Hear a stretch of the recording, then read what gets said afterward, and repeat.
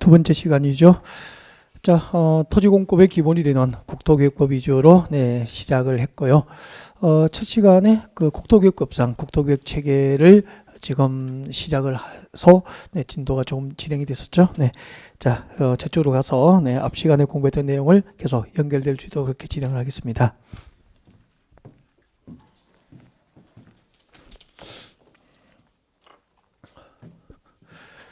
지금 처음으로 저희들이 공부하는 과목이죠. 국토교육법이라는 법으로 학습을 시작을 했고요. 자, 이 법의 핵심은 우리나라 국토를 대상으로 수립되는 국토교육이 이 법의 핵심이라고 해가지고, 자, 이 법에 의해서 수립하는 각종 국토교육, 그 국토교육 체계, 국토교육이 에는 어떤 것이 있는지, 그리고 그 국토교육은 전체적으로 어떻게 구성되어 있을까? 라고 하는 국토교육 체계를 잡아가는 방법을 공부를 하고 있습니다. 자, 국토교육법에 의해서 수립하는 국토교육 가운데서 최고의 국토교육은 광역도시계획으로 소개를 했죠. 광역도시계획이 있습니다. 광역도시계획이고요. 이런 광역도시계획을 수립하는 단위는 전국토입니까? 광역계획권입니까? 광역계획권. 이것하고는 두 개의 성의 도시, 공간 첨부나 일부를 하나의 단위로 묶어서 광역계획권이 지정되죠. 자, 이렇게 광역계획권이 지정이 되면은 이 지정된 광역계획권의 장기적인 발전 방향과 목표를 제시하기 위해서 행정계획이 준비되는데 그것을 광역도시계획이다라고 했을 거예요. 그 다음에 이 광역도시계획이 수립되는 광역계획권 안에는 이제 한 개의 도시나 군이 다 포함되어 있죠. 이렇게 하나의 도시나 군 관할 구역 단위로 국토는 다시 계획이 됩니다. 그 한 개의 도시나 군 단위로 수립하는 국토계획을 도시군 계획이라고 했죠. 그리고 그 도시군 계획에는 두 가지가 있습니다. 두 가지가 있는데 제 물으면 대답해 보십시오. 자, 도시지역과 군지역의 장기적인 발전 방향과 목표를 제시합니다. 뭐죠? 도시군 기본 계획이 되죠. 그러니까 도시지역과 그리고 군지역의 장기적인 발전 방향과 목표를 제시합니다. 그것은 도시군 기본 계획이 되는 거죠. 그러면은 우리 서울시는 10년, 20년 이후에 지금 상태로 있지는 않죠. 어떤 방향과 목표를 향해서 발전하게 되죠. 그래서 미리 정하는 계획이 기본 계획이라고 보시면 돼요. 그래서 도시군 기본 계획은 어떤 도시가, 어떤 군지역이 10년쯤, 20년쯤 이후에 어떤 방향으로 발전할 것인지 장기적인 발전 방향과 그 목표를 제시하고 있는 계획은 기본 계획이 되는 거예요. 이렇게 기본 계획에서 장기적인 발전 방향과 목표를 제시하면은 그게 맞도록 그 장기적인 발전 방향과 목표가 달성될 수 있도록 이 도시와 군지역을 관리하기 위해서, 도시지역과 군지역을 관리하기 위해서 구체적인 정책, 그 6개를 정책으로 입안하고 결정할 수 있는 행정계획을 도시군 관리계획이라고 해서 그 도시군 관리계획으로 정책으로 입안되고 결정될 수 있는 대상이 모두 몇 개가 있었죠? 6개가 있는데 그 6개 중에서 우리가 1번을 공부를 한 거죠. 제일 먼저 도시군 관리계획이라는 행정계획에 의해서 제일 먼저 도시지역과 군지역의 토지 위에다가 용도지역 그리고 용도지구라는 것을 지정도 하고 변경할 수 있는 행정계획이 도시군 관리계획입니다. 여기까지 이제 우리 학습이 이루어진 거죠. 용도지역, 용도지구, 용도구역의 지정과 변경하는 행정계획이 도시군 관리계획. 그러니까 처음에 제가 반복해 드리잖아요. 반복할 때 계속 마음속으로 반복하셔서 이것이 익숙해져야 돼요.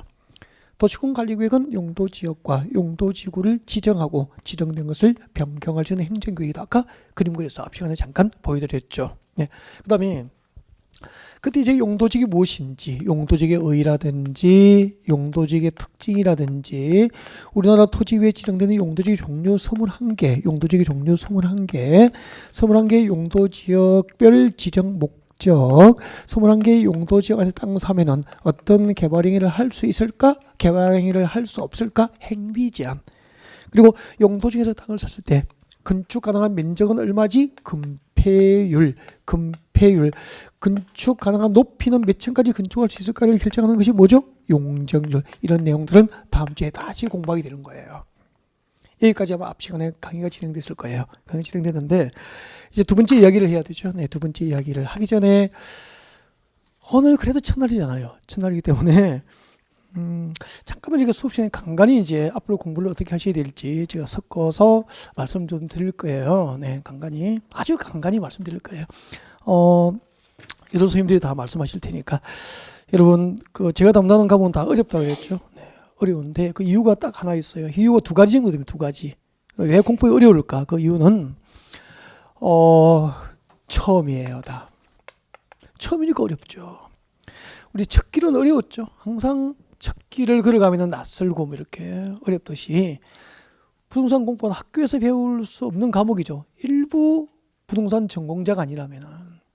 그래서 처음이니까 어려워요. 그러면 처음이 아니면은 쉬워지는 거 아니에요. 그래서 일단 2달만 견디달라는 이야기를 꼭 해드리고 싶어요. 그러니까 입문과정 11월, 12월 과정을 끝까지 무조건 완주하십시오. 그러니까 제가 강의하는 내용의 한 30%만 들리면 돼요. 30% 정도만 듣고 그냥 진도를 쭉 따라오십시오. 철저하게 공부하려면 대충 구경 마시라고. 그리고 1, 2월에 다시 반복해 보십시오. 그때는 몇 번째죠? 2번째 듣게 되죠. 그때는 귀가 열려요. 귀도 열리고 이해가 열려요. 그렇게 해서 제가 강의하는 내용의 7, 80%를 이해를 하게 돼요. 처음에 2, 30% 이해하다가. 그래서 일단 2달을 꼭 참고 완주를 해보라는 얘기를 꼭 해드리고 싶어요. 그렇게 해서 처음은 어떻게 극복해야 되죠? 반복해서 극복해요. 반복. 결국 반복을 하는 거죠. 그것도 처음부터 이제 교재를 보면은 알지 못하는 상태에서 교재를 보면 진도가 안 나올 거예요. 그래서 교재를 보는 게 좋을까요? 인터넷 강의로 복습하는 게 좋을까요? 인터넷 강의로 그냥 들으십시오. 금방 익숙해집니다, 이게. 그리고 1월달 되면 속속속 들어와요. 이해되고. 처음이니까 안 들려요. 뭐 잘 못 알아듣겠어요. 그렇게 하죠. 우리 영어 처음 배울 때 제일 어려운 거 뭐죠? 히어링, 듣는 거잖아요. 외국인이 미국 영어를 발음을 못해서 우리가 못 듣는 게 아니죠. 우리가 정확한 발음에 익숙하지 않으니까 정확하게 하면 못 알아듣는 거예요. 한국 사람이 영어는 알아듣는데 그거가 똑같다고. 그래서 공법도 똑같으니까 처음에는 안 들려요 선생님 크게 해주세요 막 그러고 하고 잘 못 알아듣겠어요. 처음이라서 그래요. 그 견디라는 것도 그 이야기 또 해드리고 싶고. 그 다음에 왜 어려우냐면은 분량이 많아요. 분량이 방대하다는 거죠. 6과목 중에서 민법이 분량이 많은 편에 속해요. 나중에 민법 교재 보십시오. 네, 엄청 두껍고요. 분량이 방대합니다. 근데 법 조문으로 따지면 민법 분량의 2배 분량이 공법이에요. 아까 법률이 몇 개 했죠? 6개의 법률이 포함되어 있으니까. 그러니까 앞에 외우면은 중간쯤 가면 벌써 앞에는 사라지고 뒤에 갔다가 다시 오면은 언제 했나 싶을 정도로 분량이 방대해요. 그래서 앞을 열심히 외워요. 열심히 외우면은 뒤에 들었던 건 또 언제 했나. 와보면 또 처음 같고 늘 그래요. 갔다 오면은 처음 같고 갔다 오면은 처음 같은 게 이 과목이에요. 분량이 방대하다는 거죠. 그래서 선생님들이 강의를 할 때 이 방대한 것을 전부 가르치고 전부 이해하고 시험 치러 가려면 3년도 부족할 수 있는 거죠. 그래서 우리 1년 만에 학교를 해야 되니까 분량을 늘립니까? 선생님들이 줄여줍니까? 가장 출제 가능성이 높은 순서로 추려서 이렇게 줄여드려요. 800페이지 분량을 200페이지 내외로 강의를 하게 돼요. 그렇게 해서 이 범위를 공부하면 80점을 받을 수 있는 범위라고 이것을 계속 반복해서 55점에서 65점, 많게는 70점 사이에 실제 시험에서 점수를 분포하게 만들어요. 그 현장에 가면은 안 배운 문제가 아까 2문제 있었다 그랬죠. 1문제, 2문제 있는 게 정상이다는 얘기예요. 그건 어쩔 수 없는 거잖아는 얘기죠. 이것을 반복해서 시험을 봐야 되는 거죠. 우리가 3년 동안, 4년 동안 준비할 수는 없잖아요, 이게. 그죠? 그래서 이렇게 학습이 이루어진다는 말씀드립니다. 그래서 처음이라서 어렵다? 그것은 반복하면 되는 거죠. 그리고 너무 방대하다는 거죠. 그럼 이것은 어떻게 문제를 극복해야 될까? 반복하면 돼요. 이것도 반복. 그래서 공법을 잘하는 방법은 딱 없습니다. 첫째도 반복, 2번째도 반복, 3번째도 반복해서 학습이 이루어지니까 첫 수에 배부를 수 없죠. 2달은 마음을 비우고 그냥 구경만 하시라는 이야기예요. 이 과목은 이런 내용을 공부하게 되구나 그런 얘기죠. 그리고 하나 부탁드리고 싶은 것은 모든 과정을 들으라는 거죠. 모든 과정을. 그러니까 1, 11월, 12월 입문 과정이잖아요. 입문 과정에서 무엇을 가르치죠? 11월, 12월 입문 과정이니까 앞으로 부동산 공법 이론을 본격적으로 공부하기 위한 전체적인 흐름하고 기본적인 용어, 흐름과 전체적인 흐름을 잡아줍니다. 흐름을 보여드리면서 기본적인 용어 위주로 강의가 이루어지게 될 거예요. 인문과정은. 이것을 시험 칠 수 있습니까? 흐름만 잡고 용어만 알고 답을 시험 칠 수는 없잖아. 그죠? 그래서 1, 2월 때 이것이 끝나면은 1월, 2월에 내년 이제 2019년 1, 2월 강의에서 기본 이론을 배우게 돼요. 기본 이론. 핵심, 기본 이론만 배운다니까. 공법을 공부하기 위한 기본적인 이론을 배워요. 기본적인 이론만 1, 2월 과정에서. 기본적인 이론만 가지고 시험을 칠 수 있을까? 없지요. 그래서 커리큘럼이 3, 4월이 되잖아요. 3월, 4월이 되면은 3, 4월 강의에서 이제 기본 이론에서 살을 더하게 됩니다. 살을 더해서 심화 학습이 이루어져요. 심화 학습. 깊고 넓게 학습이 이루어진다는 거죠. 많은 분량을 빠르게 다루게 돼요. 네. 그리고 이제 여기까지, 그러니까 최소한 여기까지 몇 개월이 걸리는 거죠. 입문 과정부터 3, 4월 과정, 심화 이론까지 6개월을 완주를 하라는 거죠. 근데 여기까지 와요. 1, 2월 강의를 듣고 3, 4월 강의를 안 들어버려요. 안 들으시는 분이 무지 많아요. 왜요? 첫 주 들어보면은 1, 2월하고 비슷해 보이거든.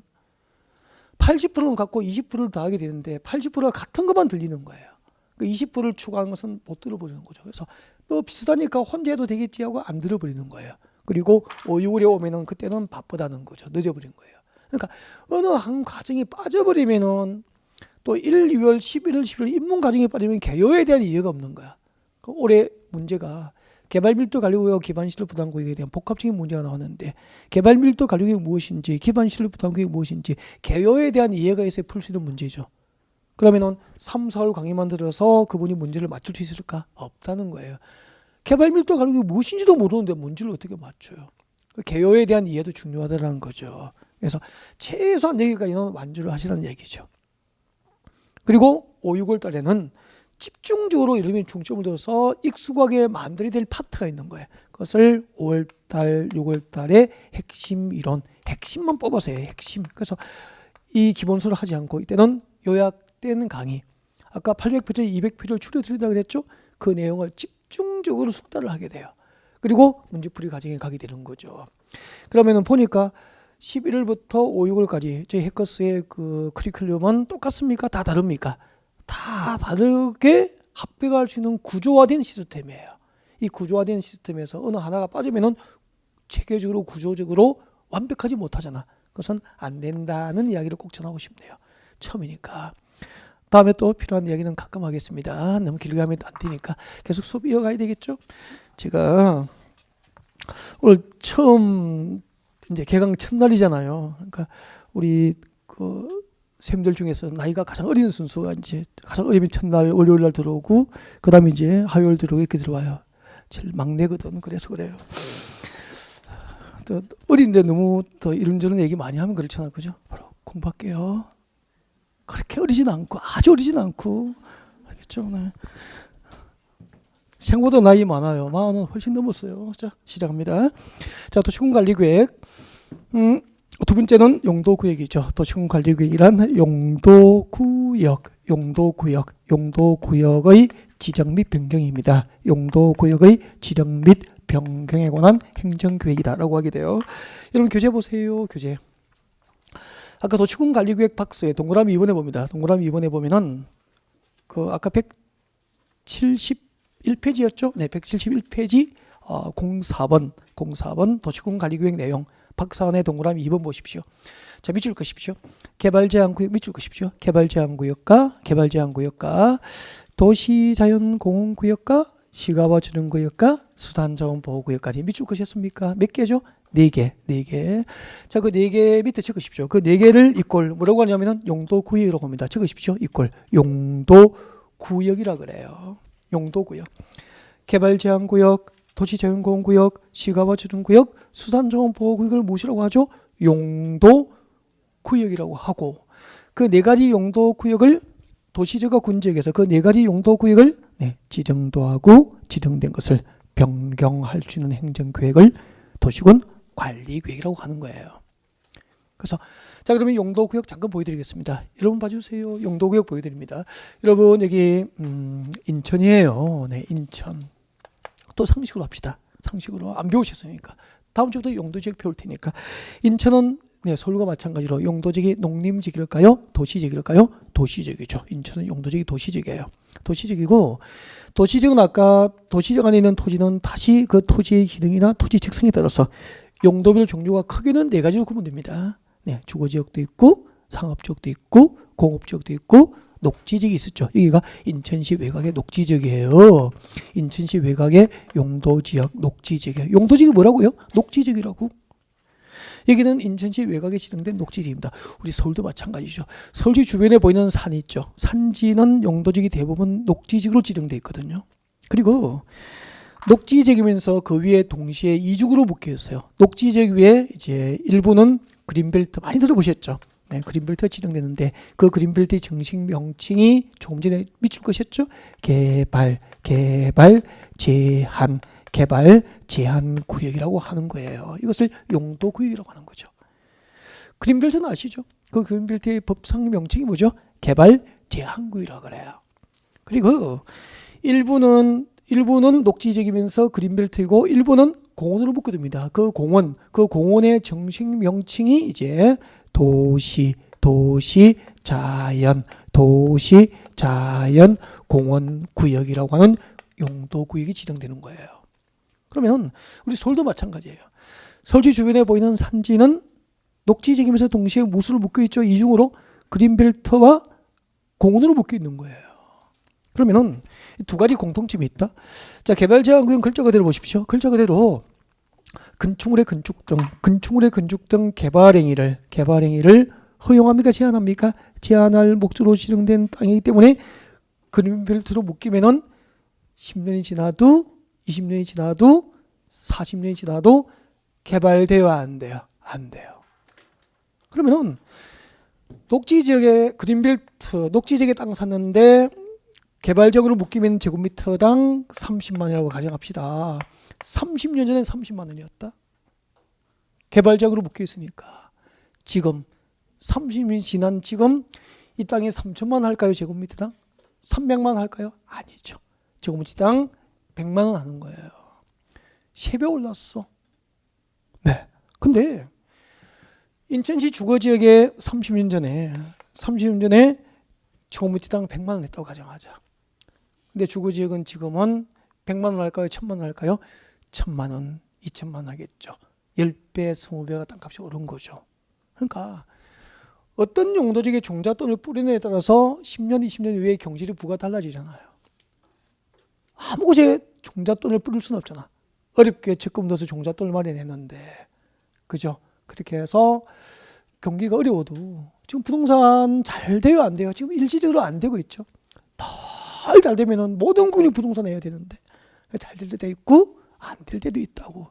근데 장기적으로 보면은 부동산이 괜찮으니까 매년 10만 명 이상 준비하는 거죠.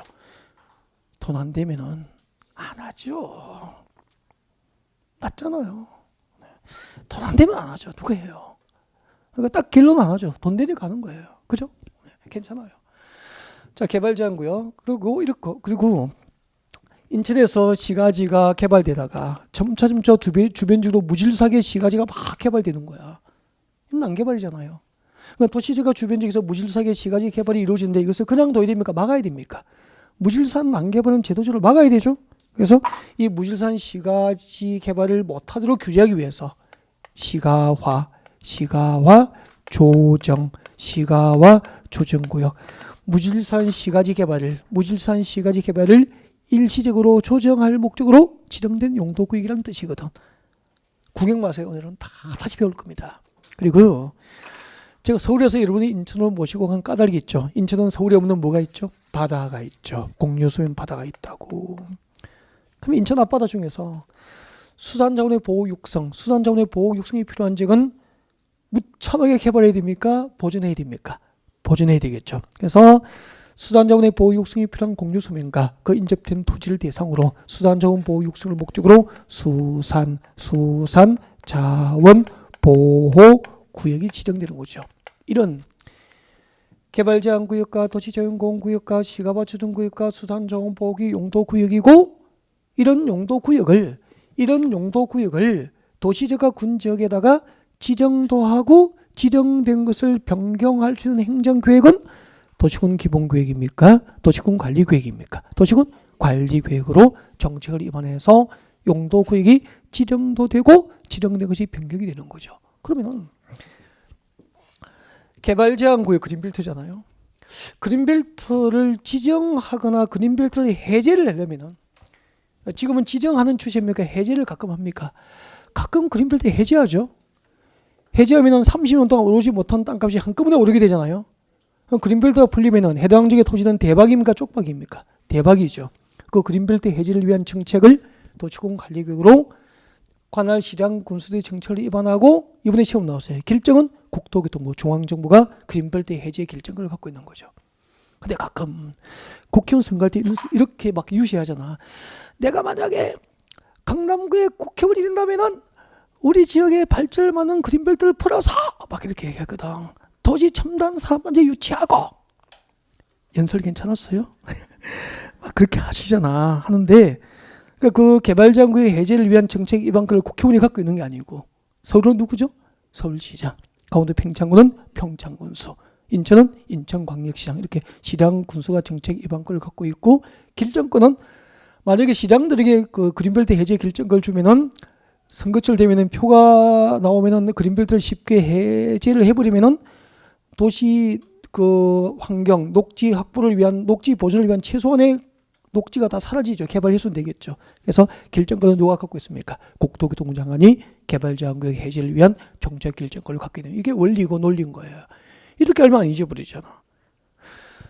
자, 이런 용도구역 이제 구경 마셨죠. 이런 용도구역들을 지정하고 변경하는 행정계획이 도시공관리구역에 의해서 이루어지는 거예요.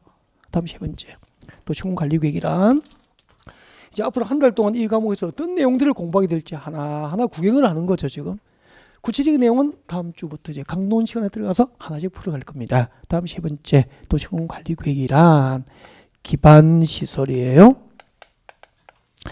기반시설 설치, 정비, 개량.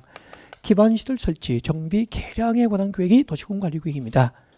도시공관리구역이란 기반시설 설치, 정비, 개량에 관한 계획이다. 교재 보고 계시죠? 네. 자, 그러면 잠깐만요. 여기 기반시설을 처음 배우니까 기반시설이 무엇인지 용어를 아셔야 되죠. 그래서 용어 설명드릴게요. 지금 하나하나 용어도 지금 가르쳐드리고 있는 거죠. 필요한 것들. 자, 기반시설이 무엇이냐면은 도시민의 생활에 기반이 되는 시설입니다. 우리 서울 시민들이 일상생활을 하기 위해서 기반이 되는 시설, 도로, 지하철, 그리고 항만시설, 공항시설, 학교, 종합운동장, 경기장, 그만 적을게요. 한강대교 이런 거 전부 기반시설이에요. 여러분, 도시민의 생활에 기반이 될 수 있는 시설, 도로, 지하철, 항만, 공항시설 등을 무엇이라고 하죠? 기반시설이라고 하고, 이 도시적과 군적에다 보십시오. 이 도시적과 군적의 토지 위에다가 이런 기반시설을 새로 설치하거나 설치된 것을 정비하거나 개량할 때는 도시군관리局으로 정책을 위반해서 이런 기반시설 설치가 결정이 되는 거예요. 그러면은 한강대교를 설치할 때 서울시에서 한강대교는 기반시설이잖아요. 그 한강대교 설치를 위한 정책을 위반해서 서울시 도시군관리局정책을 위반해서 한강대교 건설이 결정이 되는 거예요. 서울 지하철 1호선부터 9호선까지도 서울시 기반시설이거든. 그 기반시설 설치도 전부 서울시 도시군관리局으로 정책을 위반해서 결정이 된 거예요. 자, 여기서 아주 중요합니다. 올해도 여기서 시험이 나왔습니다. 네, 기반시설. 자, 그러면은 만약에 서울 지하철 설치는 기반시설 설치잖아요. 설치를 서울시 도시군관리局정책을 위반했고 거짓 정책으로 결정이 됐습니다. 결정이 됐죠. 이 중요한 행정정보를 서울시장은 본인만 알아야 됩니까? 서울 시민에게 알려야 됩니까? 알려야 되죠. 도시군관리局으로 어떤 정책이 결정되면 시민에게 알린다고. 그때 행정정보를 시민에게 알려주는 방법이 두 가지가 있는데 옆에 교재에다가 아무것도 옆에 빈 공간에다 메모를 하셨으면 좋겠습니다. 옆에 메모 좀 하세요. 네, 메모하세요. 옆에. 자, 행정정보를 알리는 방법입니다. 알리는 방법.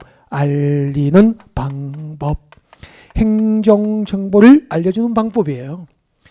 행정정보를 국민에게 공적으로 알려주는 방법 많이 있는데 우리는 두 가지를 알고 있으면 됩니다. 공고하여 알립니다. 공고의 방법을 알리는 거죠. 공고는 알려주는 거예요. 행정정보를 공적으로 알리는 공고의 방법을 알리기도 하고 고시를 통하여 알리기도 하죠. 그러니까 공고하고 고시는 둘 다 같은 말이에요. 알려주는 거예요. 행정정보를 국민에게 공적으로 알려줄 때는 공고의 방법으로 알릴 수도 있고 고시의 방법으로 알려주는 경우도 있다는 거예요. 근데 둘 다 알려준다는 점에서는 공통점이 있는데 무슨 차이가 있느냐 하면은 공고는 단계예요. 단기간 알려야 할 경우에는 네, 공고의 방법을 알리게 됩니다. 그럼 나중에 법 조문을 보실 때 3개월 공고, 1년 공고, 6개월 공고 이런 말은 있을까 없을까? 없다고. 5일 공고, 14일 공고, 15일 공고. 그러니까 기간이 비교적 길어요, 짧아요? 짧아요. 그러니까 며칠 공고라고 하지 몇 월 공고, 몇 년 공고라는 말은 존재하지 않는 거야. 만약에 여러분 2019년 공인중개사 시험을 이제 2019년 10월 마지막 주 토요일 날 시험을 보시겠죠. 그럼 여러분 1년 동안 수험 준비를 하고 계실 텐데 원서 접수 수험 준비하시는 여러분에게 원서 접수를 언제부터 언제까지 하세요? 그리고 시험 일자는 언제입니다. 학교자 발표는 언제 있습니다. 이 신청은 언제까지 받겠습니다. 이런 일정을 여러분에게 공적으로 알려줘야 되죠. 그것을 6개월 알려야 됩니까? 3년 알려야 됩니까? 며칠 알리면 됩니까? 며칠. 그래서 공인중개사 시험 시행 일정은 고시됩니까? 공고됩니까? 시험 시행 일정이 공고되는 거예요. 아, 짧은 기간 동안. 그렇구나. 그 다음에 고시는 알릴 고자잖아. 시민 누구나 보고 벌시잖아. 시민 누구나 보고 알 수 있도록 공적으로 알려주는 게 고시죠. 고시. 그래서 고시인데 이 고시는 장기간, 비교적 장기간 알려야 할 경우에는 고시의 방법으로 알리게 되는 거죠. 그러면 여러분 그린벨트 개발자구역이 해제가 되면은 그 그린벨트 해제된 지역은 며칠만 해제되어 있습니까? 재지정하지 않아 영원히 해제됩니까? 영원히 해제되잖아. 그러면 5년 뒤에 해제된 지역의 땅을 사거나 10년 뒤에 그 땅을 사더라도 그린벨트 해제 사실은 알고 있어야 되죠. 그러면 그린벨트 해제, 그러면은 그린벨트 해제 사실은 단기간 알려야 됩니까? 오래 알려야 됩니까? 오래. 그때는 공고합니까? 그린벨트 해제는 고시합니까? 고시를 하게 되는 거예요. 아, 그래서 봐주십시오. 서울 지하철 설치를 도시공관리가 서울시 도시공관리법 정책을 위반했고 서울 지하철 설치가 결정이 된 거예요. 그럼 그 중요한 행정정보를 서울 시민에게 알려야 되거든. 공고해야 됩니까? 고시해야 됩니까? 고시를 결정고시라고 하는 거죠. 따라합니다. 결정고시. 그러니까 도시공관리법으로 어떤 정책을 위반하여 정책이 결정되면은 서울시에서는 고시의 방법으로 정책 결정 내용을 시민에게 알려준다는 거예요. 이를 결정고시라고 하는 거죠. 결정고시. 처음에 얼마나 낯설게 해서 지금 천천히 가는 겁니다. 결정고시. 따라하지도 않고 나 혼자 하구나. 결정고시. 그 다음에 그때부터 이제 이름이 바뀌어버려요. 진짜 중요한 거 하는 거죠 지금. 그때 이름이 바뀌는데 여러분 우리 도시민들의 생활에 기반이 되는 도로, 지하철, 항만, 공항시설 이름이 뭐죠? 법상 명칭은 기반시설이잖아. 그 기반시설 중에서 설치, 정비, 개량에 관하여 도시공 관리로 결정이 고시된 시설을 무엇으로 부르냐면은 그때부터 이름이 바뀌어요. 도시군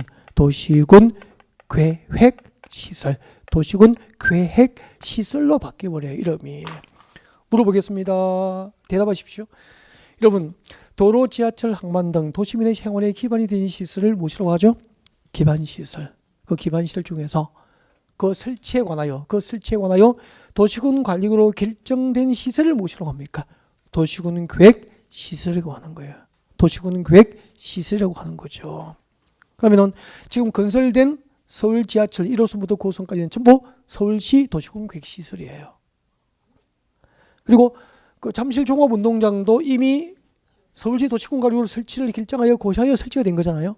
서울시 도시군 계획 시설이 되는 거예요. 아, 그러면은 서울에 있는 도로, 지하철, 학교, 공항시설, 종합운동장 전부 이 도시의 도시군 계획 시설이 되는 거라고. 예를 들면 이렇게 생각하시면 돼. 잠깐요. 저 장가를 갔거든요. 그러면은 장가를 가기 전에 저희에 대한 호칭이 무엇이었죠? 장가를 가기 전까지 저희 호칭은 총각이었지. 그죠? 근데 장가를 가고 나니까 저희에 대한 호칭이 총각에서 바뀌어버렸어. 무엇으로 바뀌었죠? 아저씨로 바뀌어버렸지. 저라고 하는 본질은 변화가 있습니까? 그대로입니까? 그대로인데 혼례라는 형식 요건을 갖추기 전까지는 총각이고 호칭만, 혼례라는 형식 요건을 갖추고 나니까 호칭이 아저씨로 바뀐 거잖아. 마찬가지로. 그러니까 도시공관리구로 결정을 설치를 결정하여 고시하기 전까지 도로 등에 대한 법상 명칭은 기반시설이었다가 도시공관리구로 설치를 결정하여 고시된 이후에는 도로 등에 대한 법상 명칭이 뭐로 바뀌죠? 도시공계획시설로 바뀌는 거라고. 그러니까 도시공계획시설의 함은 기반시설 중 도시공관리구로 결정된 시설을 말한다라고 법으로 개념이 정의되는 거예요. 여러분 교재 잠깐 같이 볼까요? 자, 여러분 교재 봅니다. 여러분 교재 오셔가지고 172페이지 오세요. 172페이지 172페이지 왼쪽 제일 아래에 보면은 08번 도시공계획시설이라고 나와 있을 거예요. 찾으셨습니까? 네, 172페이지 08번 도시공계획시설. 자, 밑줄 그십시오. 도시공계획시설 하면 기반시설 중에서 도시공관리구로 결정된 시설을 말한다. 이제 이해가 됩니까? 기반시설 중 도시공관리구로 결정된 시설이 뭐죠? 도시공계획시설이 되는 거라고. 밑에 그림도 금방 제가 설명드린 내용대로 그림을 그려뒀죠. 네, 됐습니다. 이제 고개 들어주시고, 그러면은 장가를 가신 분들, 아저씨는 뭐죠? 아저씨, 장가를 가신 분들은 기반시설입니까? 도시공계획시설입니까? 도시공계획시설이고, 장가를 가지 않은 우리 총각들은 뭐죠? 총각들은 기반시설이 되는 거예요. 기반시설. 전부 도시공계획시설만 계시는 것 같다. 앞쪽에는. 네, 저 뒤쪽에 기반시설이 있구나. 옆에 하고. 기반시설이죠? 기반시설. 도시공계획시설. 네, 그렇게 되죠. 네, 여기까지. 자, 좀 어렵죠? 계속 공부할 거예요.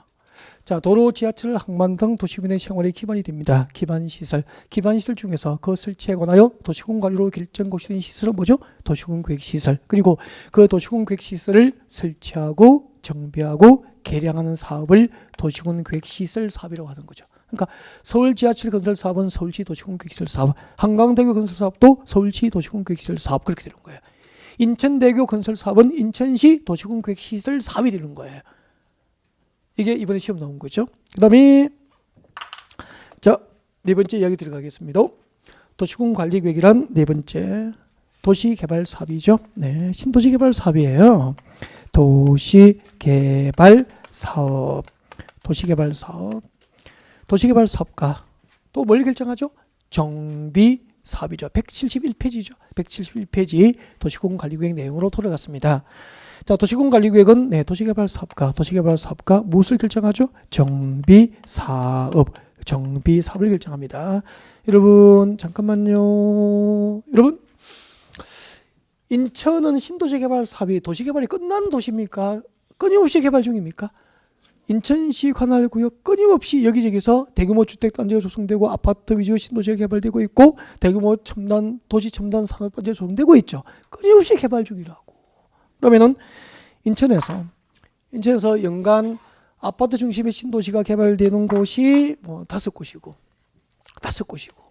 산업단지 조성, 도시 첨단 산업단지 조성 사업이 뭐 2곳이고 뭐 관광단지 조성 사업이 1곳이면은 이런 것이 전부 도시개발 사업이에요. 이런 신도시개발 사업은 전부 도시공관리구로 정책을 맞아 사업이 결정되는데 우리 수도권에 신도시개발 사업이 이루어지는 곳은 무지하게 많잖아요. 전부 도시공관리구로 사업이 결정돼요. 그럼 사업이 결정된 곳은, 도시개발 사업이 결정된 곳은 부동산 가치가 떨어집니까? 올라갑니까? 올라가죠. 여기에 토지 소유자 수백만 명의 경제력 부가 그 사업으로 부가 증가되는 거죠. 그렇게 부가 늘어나는 거죠. 10억 재산이 사업 결정으로 15억이 되는 거고 또 다른 사업의 결정으로 17억이 되는 거고 그렇게 되는 거죠. 이런 시스템이라고. 그러니까 부동산을 통하지 않으면 부가 늘어날 수가 없는 거죠. 미국의 트럼프 대통령이 부동산 재벌이라는 건 알고 있죠. 그죠? 일찍이 부동산에 눈을 뜬 거죠. 그렇게 경제력 부를 축소한 거죠. 그러니까 미국도 마찬가지인가 봐. 그죠? 네. 그래서 전에 미국하고 우리하고 협정을 해서 라이센스 공인중개사 자격증을 상호 인정하는 방향으로 협정을 하려고 했었거든요. 안 됐어요. 영어가 한국인이 잘 안 되니까 그렇게 하려면 이제 영어를 공인중개사 자격 시험에 넣으라 그런 거야. 과목에 넣어버리면 국민들 반발이 크잖아요. 전부 미국 가서 부동산 할 것도 아닌데 한국에서 부동산 하는데 영어가 왜 시험에 들어오냐고 반발을 한 거죠. 그래서 못 넣은 거예요. 영어가 들어오면은 이제 이 공인중개사 자격증을 미국에서도 할 수 있게 이렇게 네, 됐을 거예요. 그때 아마. 그러다가 안 된 거예요. 영어 과목이 추가가 안 되니까. 한국 사람 미국 가서 하면 잘할 거예요. 그죠? 진짜 잘할 거야. 그죠? 맞죠. 부동산의 귀재들이잖아. 얼마나 잘하겠어. 던보보다 잘할 건데. 그죠? 아무튼 이런 신도시개발 사업 전부 도시공관리계획으로 정책을 위반해서 도시개발 사업이 결정이 되는 거예요. 그다음에 정비사업은 도시와 주거환경을 정비하는 사업이니까 여러분이 많은 관심을 갖고 있죠. 무슨 사업이죠? 재건축. 여러분 아파트 재건축하면은 도시개발 사업입니까? 정비사업입니까? 정비사업이에요. 여러분 동네 여러분 아파트 재건축하거나 여러분 동네 재개발하면은 도시개발 정비사업이 된다고. 이렇게 재개발 사업과 재건축 사업, 주거환경 개선 사업 등 정비 사업도 도시공관리계획으로 정책을 위반해서 사업이 결정됩니다. 그러면은 지금 여러분 살고 계시는 아파트 재건축 사업은 정비 사업이잖아요. 그러니까 여러분 아파트 재건축하려면은 재건축하시려면은 서울시 도시공관리계획으로 정책을 위반해서 사업이 결정되는 거라니까. 그럼 나중에 여러분이 이제 저와 같이 공부하시게 될 텐데 서울에 10년 내에 재개발 재건축을 하겠다고 계획된 곳이 340곳이 됐거든요. 10년 내에 재개발 재건축 사업을 하겠다고 서울시 정비기본계획으로 계획된 곳이 340곳이었다고. 그러다가 이제 부동산 경기가 나빠지면서 그 재개발 재건축의 사업성이 없는 곳이 무지 많이 생기게 된 거예요. 조합원 분담금이 크면은 재건축 못 하는 거 아니에요. 그죠? 아파트 5억 아파트에 조합원 분담금이 4억이면 재건축 하겠습니까? 못 하죠. 뭐 예를 들면은 과장했지만 그런 거예요. 그래서 지금은 재개발 재건축 사업이 많이 포기를 하고요. 지금 이제 서울시 정비기본계획으로 10년 내에 재개발 재건축 사업 하겠다고 계획된 곳이 한 250여 곳 내외. 그러니까 250여 곳 내외인데 그것도 많죠. 그 정비 사업은 전부 서울시 도시공관리계획으로 정책을 위반해서 사업이 결정되는 거죠. 그러면은 만약에 250여 곳에서 서울시 정비기본계획도 재개발 재건축이 이루어진다면 서울시 곳곳 250여 곳에서 재개발 재건축이 이루어지면 그 지역의 경제력 부는 또 올라가잖아요. 재건축 전후에 재산이 같은 재산은 아니잖아. 같은 아파트는 아니잖아. 이런 가치, 부동산의 가치는 전부 도시공관리계획으로 행정계획으로 정책을 위반해서 사업이 결정된다는 거예요. 그렇구나. 자, 그 다음에 5번째. 도시공관리계획이라는 것은 지구 단위 계획구역이에요. 지구 단위 계획구역의 지정 및 변경입니다. 지구 단위 계획구역의 지정 및 변경과 지구 단위 계획구역의 지정 및 변경과 그리고 지구 단위 계획이죠. 지구 단위 계획, 지구 단위 계획에 관한 계획이 도시공관리계획입니다. 지구 단위 계획구역의 지정 및 변경과 지구 단위 계획 수립과 변경에 관한 계획이 도시공관리계획이다. 이거 나중에 지구 단위 계획 파트는 매년 시험에 나오고요. 안 나온 적이 없죠. 매년 나오는데 한 문제 내지 두 문제가 나오는데 나중에 한 3시간 정도 별도로 공부를 하게 돼요. 다 앞으로 한 달 동안 공부할 내용을 전체를 잠깐 보여드리는 거예요. 지금 첫날 나무를 보는 겁니까? 숲을 보는 겁니까? 숲. 앞으로 한 달 동안 공부할 내용은 전체를 구경만 하는 거죠.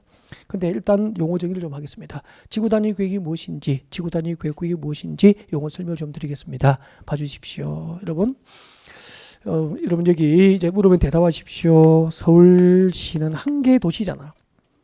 우리가 저쪽에서 배웠습니다. 2개 이상의 시군을 2개 이상의 도시, 시 또는 군 관할구역 전부나 일부를 하나의 단위로 묶어주면 뭐죠? 광역계획권이잖아.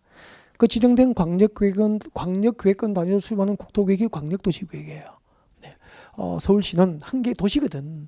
그러면 오늘 배우기를 한 개의 도시나 한 개의 군 관할구역 단위로 수립하는 국토계획은 광역도시계획입니까? 도시군계획입니까? 도시군계획이니까 서울은 서울시 관할구역 전부를 한 개 단위로 해서 서울시 도시군계획이 수립되어 있는 거죠. 그 서울은 도시이기 때문에 서울시가 수립하는 도시군계획은 군계획입니까? 도시계획이라고 하는 겁니까? 도시계획. 계획이라고 하는 거죠. 서울은 서울시 관할구역 전부를 한 개 단위로 해서 서울시 도시 계획이 있는 거예요. 강원도 평창군은 만약에 이게 강원도 평창군이라면 평창군은 평창군 전부를 대상으로 평창군 도시군 계획이 수립되는데 그때 평창군이 수립하는 도시군 계획은 도시 계획입니까? 군 계획입니까? 군 계획이라고 하는 거죠. 그래서 도시가 수립하면은 도시 단위로 수립하면 도시 계획이고 군 단위로 수립하면 군 계획이고 도시가 수립하는 도시 계획과 군 단위로 수립하는 군 계획을 합하여 무슨 계획이라고 하죠? 도시군 계획이라고 하니까 대한민국에는 모든 도시와 군은 그 관할구역 단위로 도시군 계획이 수립되어 있다 그런 얘기죠. 어때? 그러면 서울시 관할구역 전부를 대상으로 수립하는 국토계획은 서울시 도시군 계획이라고 해요. 이거 서울시 관할구역 전부죠, 전부. 서울시 관할구역 전부를 대상으로 하는 국토계획이 이게 서울시 도시군 계획이에요. 그러니까 제가 이렇게 하면 뭐죠? 도시군 계획이에요. 서울시 전부를 대상으로 하는 국토계획이라는 거죠. 서울시 전부를 대상으로 하는 국토계획이라서 무슨 계획이죠? 도시군 계획이라고. 근데 서울은 도시지역이고 이거는 서울시 녹지지역이에요. 녹지 보존을 목적으로 용도 지역이 지정된 땅이죠, 서울에서. 아까 녹지 지역이면서 동시에 이중으로 묶여 있죠. 그린벨트로 묶여 있죠. 이게는 개발 제한구요. 그린벨트로 묶여 있습니다. 이중으로 묶여 있는 거죠. 그러니까 녹지 지역이면서 동시에 그 위에 개발 제한구요. 그린벨트로 이중으로 이렇게 묶여 있다고. 그러다가 잘 보세요. 녹지 지역 위에 지정된 그린벨트가 이만큼 해제가 됐습니다. 이번에 그린벨트 해제됐습니다. 여기 봐주세요. 이번에 그린벨트가 해제된 지역은 서울시 전부입니까? 그중 일부입니까? 일부. 이렇게 한 개의 도시나 한 개의 군 관할구역 중 일부 지역, 이 일부 지역 단위를 지구 단위라고 그래요. 일부 지역 단위를 지구 단위라고 하죠. 지구 단위. 그리고 그럼 일부 지역 단위로 그린벨트가 해제되면은 여러분 그린벨트 해제 지역은 버립니까? 주변 지역 특성에 맞도록 개발됩니까? 주변 지역 특성에 맞도록 개발되겠죠. 그래서 그 그린벨트 해제된 일부 지역 단위의 개발 계획을 수립해요. 그 일부 지역 단위의 개발 계획을 지구 단위 계획이라고 하고 그 지구 단위 계획을 수립하기 위해서 지정하고 변경하는 것을 도시군 관리로 결정 고시하면은 지구 단위 계획 구역이 되는 거죠. 그래서 세 가지로 나눠서 설명드렸습니다. 여러분 물어보겠습니다. 한 개의 도시나 군 관할구역 전부를 단위로 하는 국토계획은 뭐죠? 도시군 계획이고 그 도시군 계획 수립 대상 지역 중 일부 지역 단위의 도시군 관리 계획을 무엇이라고 합니까? 지구 단위 계획이라고 하는 거죠. 일부 지역 단위의 개발 계획이에요. 일부 지역 단위의 개발 계획. 그러면 서울시 그린벨트 해제되면 서울시에서는 거기에다가 지구 단위 계획 구역으로 도시군 관리 계획으로 정책을 입안해서 지정을 결정하여 비밀입니까? 고시합니까? 고시한다니까. 앞으로 서울시 주변에 그린벨트가 풀리면은 서울시에서는 거기다가 지구 단위 계획 구역의 지정을 서울시 도시군 관리로 결정하여 서울 시민에게 고시한다고 공식적으로 알린다고. 이렇게 지구 단위 계획 구역 지정을 결정 고시해 놓고 그날부터 3년이에요. 그날부터 몇 년? 3년 내에 지구 단위 계획 구역 지정을 결정 고시한 날부터 3년 내에 그 일부 지역 단위의 개발 계획을 결정해요. 그 그린벨트 해제된 일부 지역 단위의 개발 계획을 지구 단위 계획이라고 하는 거예요. 지구 단위 계획을 공식적으로 결정하고 그 결정 사실도 서울 시민에게 공식적으로 알리게 됩니다. 이를 결정고시라고 하는 거죠. 앞으로 서울시 주변에 그린벨트가 풀리면은 서울시에서는 뭘 지정하죠? 지구 단위 계획 구역 지정을 결정고시해요. 지구 단위 계획 구역 지정을 결정고시하고 그날부터 몇 년 내에? 3년 내에 무엇을 결정하죠? 지구 단위 계획을 결정하여 고시하는 거예요. 그 결정된 지구 단위 계획이 그린벨트 해제 지역의 개발 계획이에요. 그러면 강남 주변에 그린벨트가 풀리면 서울 시민들의 관심이 있습니까? 없습니까? 난리가 나겠죠. 주거지로 개발될지 상업지로 개발될지 상가 용지를 분양받을지 택지를 분양받을지 관심이 폭발이죠.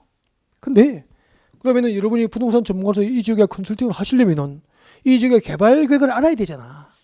그 그린벨트 해제 지역의 개발 계획이 서울시가 결정한 지구 단위 계획이라니까요. 그러면은 지구 단위로 무엇을 결정하니 그 내용을 안다는 것은 개발 계획을 아는 것이고, 개발 계획을 알아야 컨설팅이 가능하고 내 고객을 부자로 만들어줄 수 있고 내 고객 투자를 성공으로 이끌어줄 수 있는 거잖아. 이런 내용들을 앞으로 공부하게 되는 거예요. 어떻게 생각하면 배워드리기 아까울 정도로 귀중한 전문 지식들이죠. 근데 아낌없이 다 드릴 거예요. 착하니까. 궁금하죠? 갈 거라고. 앞으로 3시간 정도 지구 단위 계획표를 공부하시게 돼요. 이런 도시지역과 군 지역의 토지 위에다가 이런 지구 단위 계획을 지정도 하고 지정된 것을 변경도 하고 지구 단위 계획을 수립하고 수립된 지구 단위 계획을 변경할 수 있는 행정 계획이 도시공 기본 계획에 내려집니까? 서울시 도시공 관리 계획입니까? 서울시 도시공 관리 계획에 의해서 이런 지구 단위 계획구역 지정과 변경, 지구 단위 계획 수립과 변경이 정책으로 입안되고 결정이 된다는 게 이거예요. 아직 하나 남아있죠? 도시공관리계획 6번. 6번이 뭐죠? 입지규제 최소구역이죠. 네, 입지규제 최소구역의 지정 및 변경과 입지규제 최소구역 계획에 관한 계획이 도시공관리계획이다. 자, 입지규제 최소구역 이야기는 또 잠시 휴식하고요. 네, 다음 시간에 계속 연결할지도 그렇게 준비하겠습니다.